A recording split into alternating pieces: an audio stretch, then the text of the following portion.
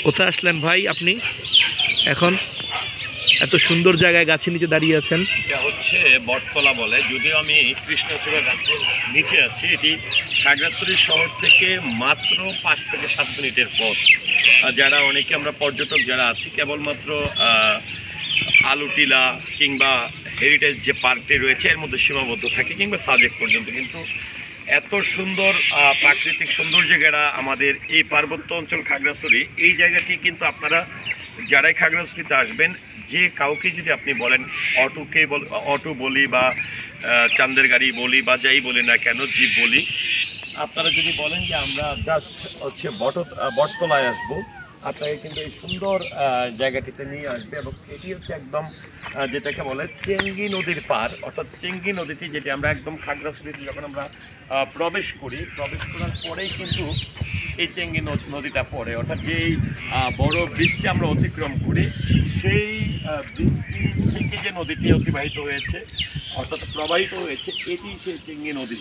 এবং এখানে অনেক মজার মজার খাবার, ছোট ছোট দোকান, বিকেল হতেই কিন্তু অনেক এখানে যে বটমূলের কথা বলছিলাম, এটি হচ্ছে বটমূল। এবং এটি আসলে এই জায়গাটির সৌন্দর্য আরও অনেক বাড়িয়ে দিয়েছে। তো এখানে দেখেন বিকেল হলেই কিন্তু ছোট ছোট টেবিল, চেয়ার পেতে এখানকার ট্রেডিশনাল অনেক খাবার সব কিছুর কিন্তু আয়োজন করে। তবে চেঙ্গি নদীতে আজকে আমি এর আগে যখন আসছিলাম তখন কিন্তু আমি স্রোত দেখিনি কিংবা এত পানি দেখিনি। আজকে কিন্তু বেশ ভালোই লাগছে যে পানি এবং পানির স্রোত, নৌকা পারাপার, এই বিষয়গুলো এবার চোখে পড়েছে। তো অবশ্যই খাগড়াছড়িতে যারা আসবেন এই বিকেল টাইমটাকে কিন্তু আপনারা উপভোগ করতে পারেন।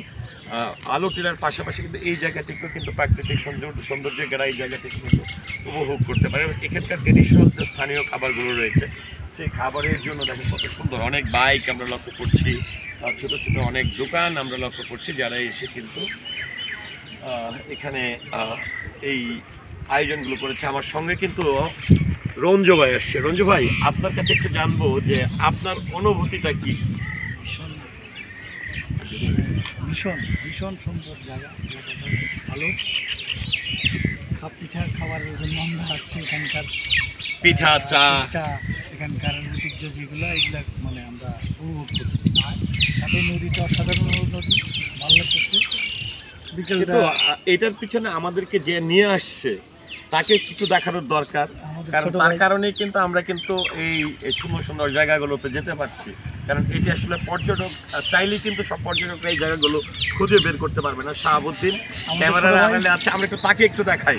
আমরা যে শাহাবুদ্দিনকে দেখাইলাম, এই যে যার কারণে, যার সহযোগিতায় সবসময় এই সুন্দর সুন্দর জায়গাগুলো সন্ধান পাই।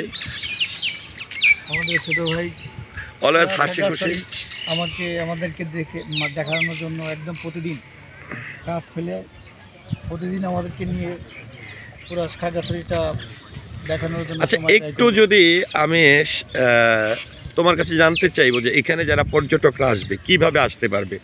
এখানে জেলা সদর থেকে, শাপলা চত্বর থেকে আপনি যদি অটোকে বলেন বা টমটমকে বলেন, ওনারা যে আমরা বর্ত যাব, ওনারা সরাসরি নিয়ে আসবে। ভাড়া সামান্য কিছু ভাড়া দিলেই ওরা এরা নিয়ে আসবে, 20 টাকা বা 30 টাকা দিলেই এরা নিয়ে আসবে। এই সুন্দর চেঙ্গি নদীর ঘাস ঘেরা বটতল, এটি বললেই নিয়ে আসবে।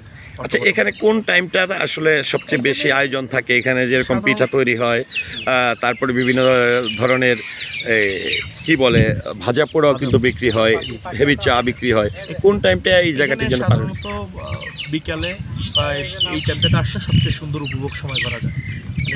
সকালে আসলে একটু রোদ থাকে, কিন্তু বিকেলে যদি আসে সবাই এখানে আসে। এখানকার পর্যটক ভ্রমণ পিপাসু যারা আছে সবাই এখানে আসে এবং এসে এখানে এই সুন্দর পরিবেশটা উপভোগ করে। বিকেলে সবচেয়ে সুন্দর সময়।